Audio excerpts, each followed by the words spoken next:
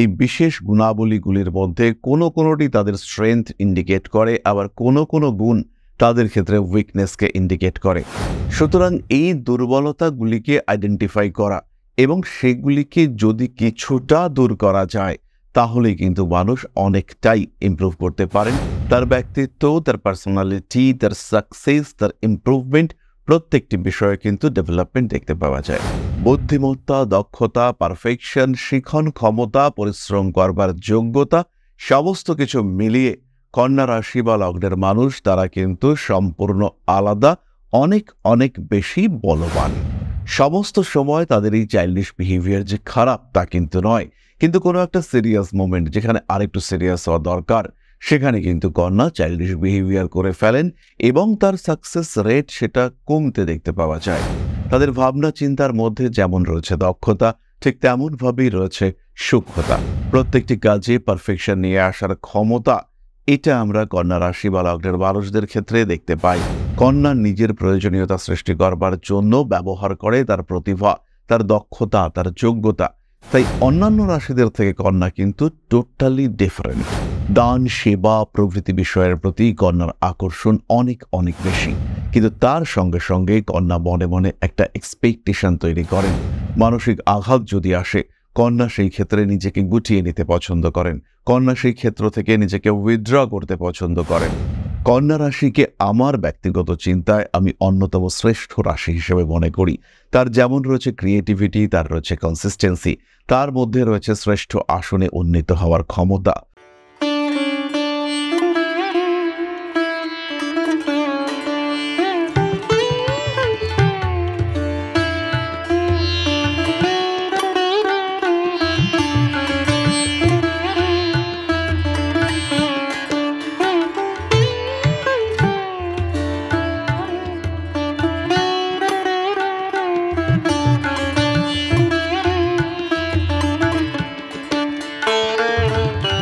নমস্কার, Rishibani institute of Vedic অ্যাস্ট্রোলজির পক্ষ থেকে স্বাগত জানাই আজকের জ্যোতিষ আলোচনায়। আমি শান্তনু আপনাদের সঙ্গে। আলোচ্য বিষয় বিশুদ্ধ জ্যোতিষ। প্রত্যেকটি রাশি অর্থাৎ 12টি রাশির প্রত্যেকটি মানুষ তাদের রয়েছে নির্দিষ্ট বিশেষ গুণাবলী। এই বিশেষ গুণাবলীগুলির মধ্যে কোনোটি তাদের স্ট্রেংথ ইন্ডিকেট করে, আবার কোনো গুণ তাদের ক্ষেত্রে উইকনেসকে ইন্ডিকেট করে। শারীরিক সুস্থতা, আবার শারীরিক দুর্বলতা, পজিটিভিটি, তার সঙ্গে নেগেটিভিটি, এই সমস্ত মিলেমিশেই সাধারণ মানুষজন। প্রত্যেকটি মানুষের স্ট্রেংথ তারা যেমন তাদেরকে এগিয়ে নিয়ে যেতে সাহায্য করে, ঠিক তেমনভাবেই তাদের দুর্বলতাগুলি কিন্তু তাদেরকে অনেকটাই জীবনে পিছিয়ে দেয়, পেছনের দিকে ঠেলে নিয়ে আসে এই দুর্বলতাগুলি। সুতরাং এই দুর্বলতাগুলিকে আইডেন্টিফাই করা এবং সেগুলিকে যদি কিছুটা দূর করা যায় তাহলেই কিন্তু মানুষ অনেকটাই ইমপ্রুভ করতে পারেন। তার ব্যক্তিত্ব, তার পার্সোনালিটি, তার সাকসেস, তার ইমপ্রুভমেন্ট প্রত্যেকটি বিষয়ে কিন্তু ডেভেলপমেন্ট দেখতে পাওয়া যায়। দুর্বলতা আর দোষের মধ্যে কিছু পার্থক্য রয়েছে। যেমন কুম্ভ রাশি বা লগ্নের মানুষরা তারা সবসময় বুঝে উঠতে পারেন না যে তাদের কি ধরনের পোশাক পরা উচিত বা কোন ধরনের পোশাক তাদেরকে ম্যাচ করে। এটা তাদের কোনো রকম দোষ নয়, কিন্তু এটা তাদের একটা দুর্বলতা। তাদেরকে যেভাবে সাজগোজ করলে বেস্ট দেখতে লাগে বা তাদের পার্সোনালিটি ম্যাক্সিমাম হয় সেটা তারা আইডেন্টিফাই করতে পারেন না। কেউ যদি এই জায়গাটায় হেল্প করে কিংবা কোনোভাবে যদি তারা নিজেদেরকে গ্রুম করে নিতে পারেন, সেই ক্ষেত্রে তাদের পার্সোনালিটি অনেকটাই হাই হবে। তাদের পার্সোনালিটি হাই হওয়ার সাথে সাথে সাকসেস রেট এটা বাড়বে। সুতরাং দুর্বলতা কিন্তু কখনোই দোষ নয়, এটা খেয়াল রাখতে হবে। আজকে আমরা খুঁজে বার করবার চেষ্টা করব কন্যা রাশি বা লগ্নের মানুষদের এই ধরনের বেশ কয়েকটি দুর্বলতা। অত্যন্ত ক্রিয়েটিভ, কালপুরুষের ষষ্ঠ রাশি এবং সবচেয়ে বড় কথা পৃথ্বীতত্ত্বের রাশি। ফলে কন্যা রাশি কন্যা লগ্নের মানুষদের যে পরিশ্রম করবার ক্ষমতা রয়েছে সেটা কিন্তু অন্য কারোর মধ্যে সেইভাবে দেখতে পাওয়া যায় না। বুদ্ধিমত্তা, দক্ষতা, পারফেকশন, শিখন ক্ষমতা, পরিশ্রম করবার যোগ্যতা সমস্ত কিছু মিলিয়ে কন্যা রাশি বা লগ্নের মানুষ তারা কিন্তু সম্পূর্ণ আলাদা, অনেক বেশি বলবান। বুধের দ্বারা প্রভাবিত কন্যা রাশি বা লগ্নের মানুষরা তারা একটু চাইল্ডিশ।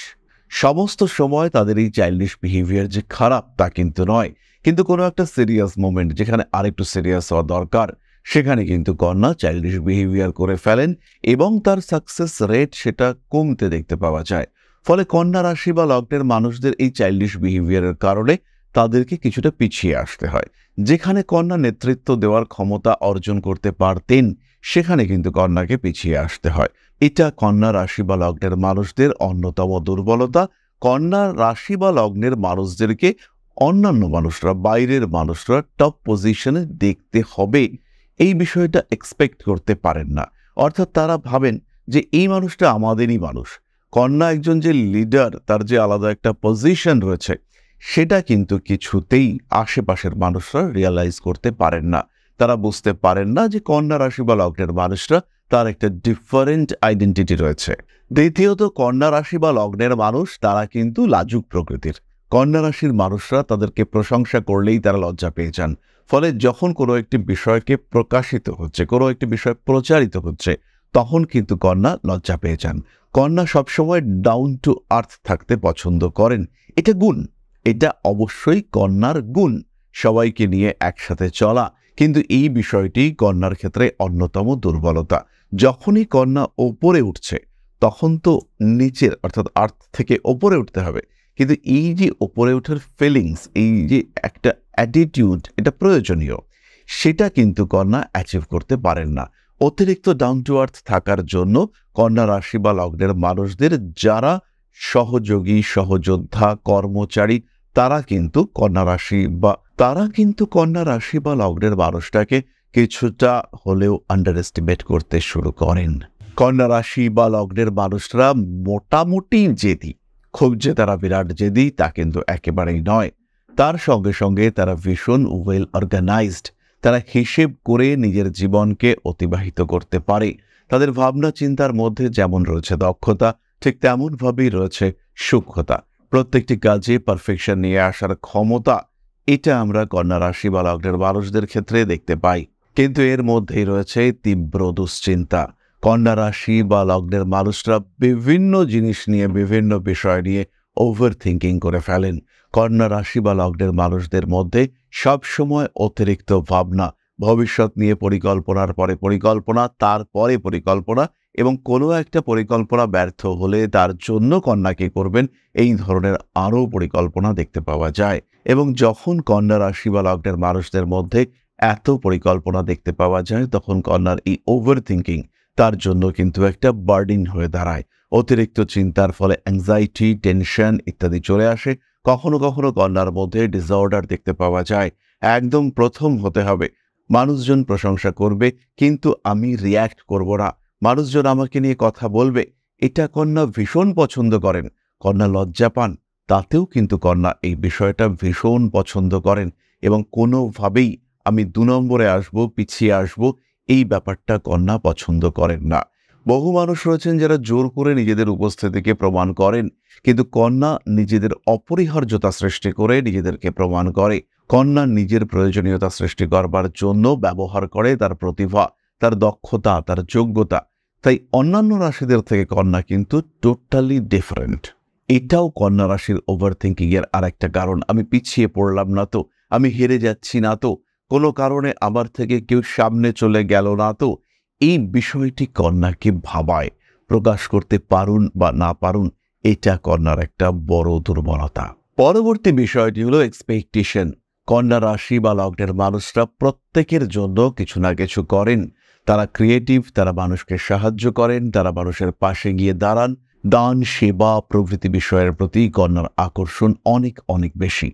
কিন্তু তার সঙ্গে সঙ্গে কন্যা মনে মনে একটা এক্সপেকটেশন তৈরি করেন। কন্যা স্নেহ ভীষণভাবে পছন্দ করেন। কন্যার স্নেহের লেভেলও আলাদা, আবার কন্যার স্নেহের প্রতি চাহিদার লেভেলও আলাদা। কন্যা ভালোবাসা পছন্দ করেন। অন্য মানুষরা কন্যাকে কেয়ার করছে, তাকে প্যাম্পার করছে, এটা কন্যা ভীষণভাবে পছন্দ করেন এবং কন্যার অন্যতম এক্সপেকটেশন। কিন্তু একটা সার্টেন টাইম পরে ধীরে ধীরে এই প্যাম্পারিংটা কমতে থাকে এবং কন্যা রাশি বা লগ্নের মানুষ, তাদের কিন্তু এটা ভীষণভাবে হার্ট করে। তারা মনে মনে দুঃখী হয়ে পড়েন এবং তাদের এই দুঃখের বহিঃপ্রকাশ তাদের কর্মে, তাদের সাধারণ ব্যক্তিগত জীবনে দেখতে পাওয়া যায়।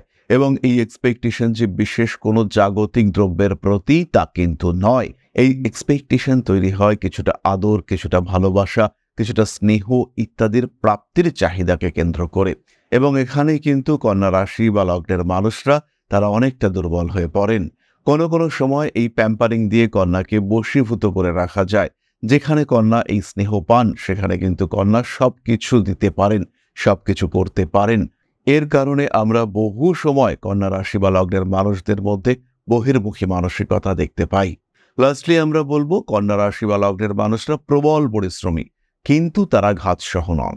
শারীরিক দিক থেকে প্রচুর আঘাত তারা সহ্য করতে পারেন, কিন্তু মানসিক আঘাত কন্যা একদম বরদাস্ত করতে পারেন না। ফলে এই মানসিক সমস্যা যদি আসে, মানসিক আঘাত যদি আসে, কন্যা সেই ক্ষেত্রে নিজেকে গুটিয়ে নিতে পছন্দ করেন, কন্যা সেই ক্ষেত্র থেকে নিজেকে উইথড্র করতে পছন্দ করেন। এর ফলে কন্যা রাশি বা লগ্নের মানুষদের বহু সুযোগ সেটা হাতের সামনে এসে বেরিয়ে যায়। জীবনের বহু পরীক্ষায় কন্যা মুখ ঘুরিয়ে চলে আসেন।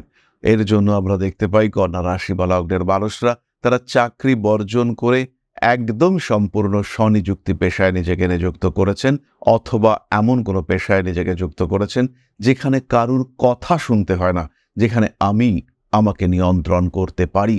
এই আমি আমাকে নিয়ন্ত্রণ করব, এই চাহিদা, এই ইচ্ছে, এটাও কিন্তু কন্যা রাশি বা লগ্নের মানুষদের একটা বড় দুর্বলতা। কাউকে যদি কন্যা নিজের ওপরের স্তর, ওপরের আসন দিয়ে ফেলেন, তাহলে তাকে সারা জীবন সেই আসনে কন্যা রেখে দেন। কিন্তু খুব রেয়ার এই ইভেন্ট। কন্যা চাপা স্বভাবের, কন্যা ডমিনেট করতে পারেন না, কন্যা স্মুথ, কন্যা সফট, কিন্তু তা সত্ত্বেও কন্যা কিন্তু কারোর আধিপত্য সহ্য করতে পারেন না। ফলে নমনীয়তা এবং আমিত্বের এই দ্বিমুখী মেন্টালিটি কন্যার ডুয়ালিটিকে আরও বাড়িয়ে তোলে। সুতরাং কন্যা রাশি বা লগ্নের মানুষদের যে দুর্বলতাগুলি রয়েছে সেগুলিকে আমরা আইডেন্টিফাই করবার চেষ্টা করলাম। কতটা মিলল আপনার সঙ্গে সেটা অবশ্যই কমেন্ট করে জানাবেন। কন্যা রাশিকে আমার ব্যক্তিগত চিন্তায় আমি অন্যতম শ্রেষ্ঠ রাশি হিসেবে মনে করি। তার যেমন রয়েছে ক্রিয়েটিভিটি, তার রয়েছে কনসিস্টেন্সি, তার মধ্যে রয়েছে শ্রেষ্ঠ আসনে উন্নীত হওয়ার ক্ষমতা। যদিও তার মধ্যে কিছু ঘাটতিও রয়েছে। কন্যা পরিকল্পনা করতে পারেন ভীষণ ভালো, কিন্তু লিডারশিপ কোয়ালিটির অভাব রয়েছে। কন্যাকে নিয়ন্ত্রণ করা সহজ, কন্যা সহজে নিজেকে এক্সপ্রেস করতে পারেন না, এই সমস্যাগুলি কন্যার মধ্যে রয়েছে। সুতরাং কন্যা রাশি বা লগ্নের মানুষরা তারা যদি এই দুর্বলতাগুলিকে একটু ওভারকাম করতে পারেন, কিছুটা স্বার্থ চিন্তাও নিজের মধ্যে ইমপ্ল্যান্ট করতে পারেন, সেই ক্ষেত্রে কন্যা অনেক অনেক অনেক ভালো থাকবেন। কন্যার জীবনে শান্তি, স্বস্তি এটা অনেক বাড়তে দেখতে পাওয়া যাবে।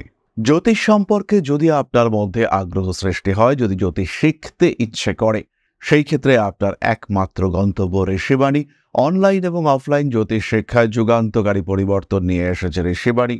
Scientific syllabus, proper curriculum, proper certification, best faculty members, অর্থাৎ ঋষিবাণী সবার সেরা। অনলাইন, অফলাইন কিংবা ডিস্ট্যান্স এডুকেশন মোডে আপনারা জ্যোতিষ শিখতে পারেন এবং তার সঙ্গে সঙ্গে এই শাস্ত্রকে পেশা অথবা নেশা হিসেবে গ্রহণ করতে পারেন। তাই জীবনের যে কোনো সমস্যা, যে কোনো কঠিন মুহূর্তে জ্যোতিষ বিচার, প্রতিকার অথবা জ্যোতিষ শিক্ষা সরাসরি সংযুক্ত হতে পারেন ঋষিবাণীর সাথে। তাহলে এবার আমরা চলে আসব আলোচনার পরবর্তী পর্যায়ে, অর্থাৎ আপনাদের প্রশ্নে জ্যোতিষের উত্তর।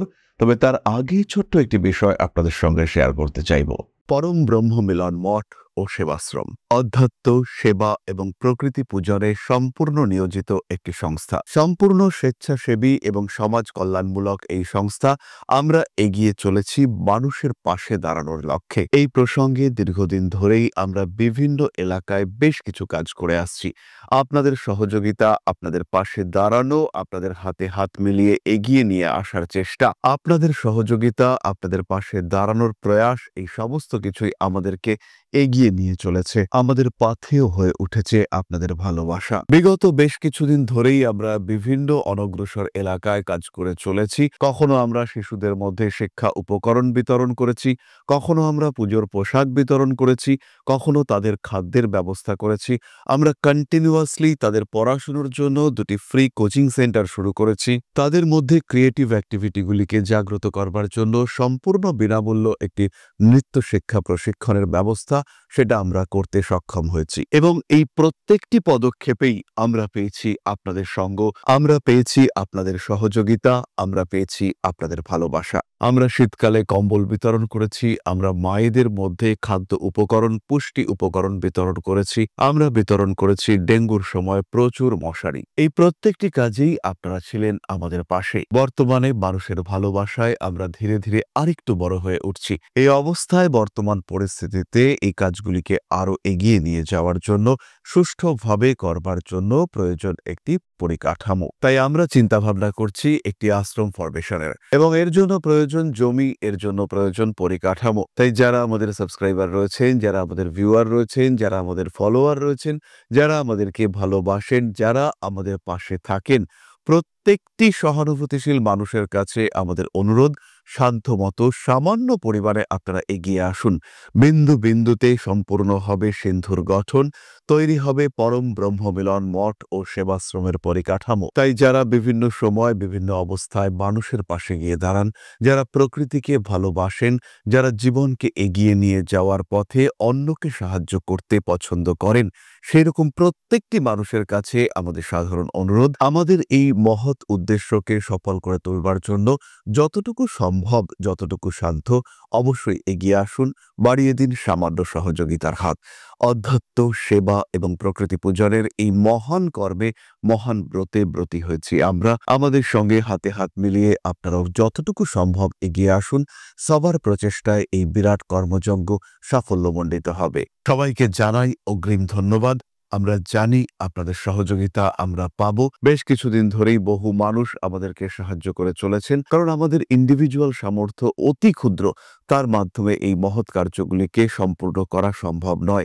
তাই প্রত্যেকের ছোট্ট ছোট্ট সহযোগিতার হাত আমাদেরকে এগিয়ে নিয়ে চলেছে। আমরা এগিয়ে চলেছি সাফল্যের লক্ষ্যে। আপনাদের ভালোবাসা এভাবেই আমাদের পাশে থাক, আমরা সফল হবই। তাহলে এবার আমরা চলে আসি আপনাদের প্রশ্ন পর্যায়ে।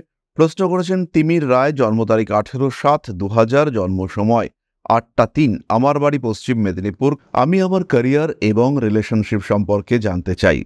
তিমির জন্মকুণ্ডলিতে তোমার সিংহ লগ্ন এবং মকর রাশি, দশমভাবে বৃহস্পতি শনি অবস্থান করে রয়েছে এবং দ্বাদশপতি ষষ্ঠে অবস্থান করে শুক্রের সঙ্গে দৃষ্টি বিনিময় করেছে। এখানে চন্দ্র, শুক্র এবং শনির একটা সাইক্লিক হাউস এক্সচেঞ্জ দেখতে পাওয়া গেছে। লগ্নপতি দ্বাদশে রাহু যুক্ত হয়ে অবস্থান করবার কারণে সাকসেস রেট কমেছে।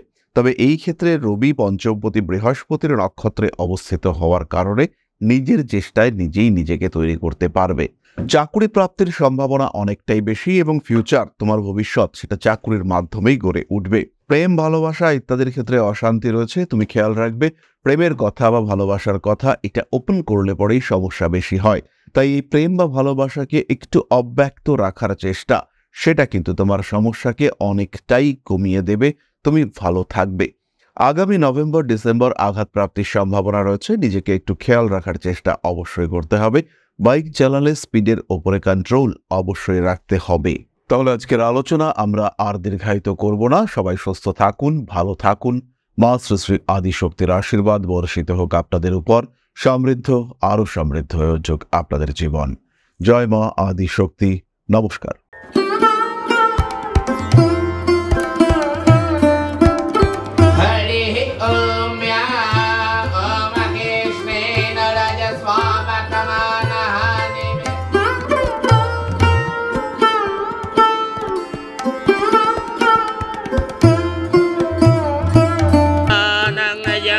हेतुश्च पयस्नानं विजिह्वताम् ह्रीं ह्रीं ह्रीं हुं हुं सिद्धिं शक्तिदेयं स्वाहा।